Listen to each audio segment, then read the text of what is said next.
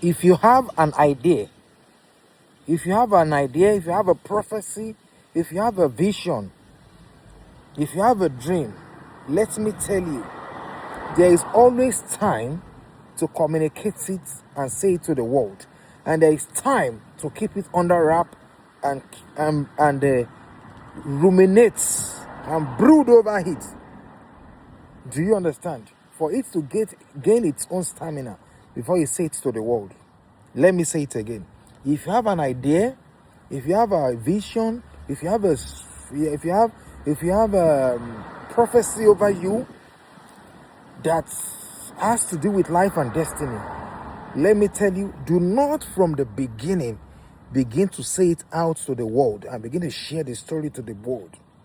Do you understand? For so many reasons. One, it can bet envy. One, it can be the story, the idea can be stolen. I've seen a few people, or I've had a few stories of someone having an idea to do a business idea, and the idea was stolen. A popular Nigerian businessman told a story of what he wanted to buy into a particular business, and he shared with his friend, and the friend stole the idea. Do you understand? So if you have an idea, a vision, a prophecy over you, do not say it out until it is solid, it has gained its own weight and stamina. Do you understand? Let it gain its weight and stamina before you say it out. Let me tell you two stories. There are two stories that will relate to you in the Bible. The story of Joseph. Joseph saw a dream of himself becoming himself carrying sheaves, and these sheaves were standing, and the sheaves of his other sheaves, 12 other sheaves, bowed to him, and all of that story. You know the story? His brothers hated him for that, sold him into slavery for that.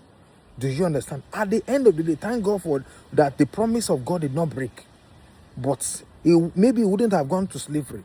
Do you understand? But it's bait hatred. Do you understand?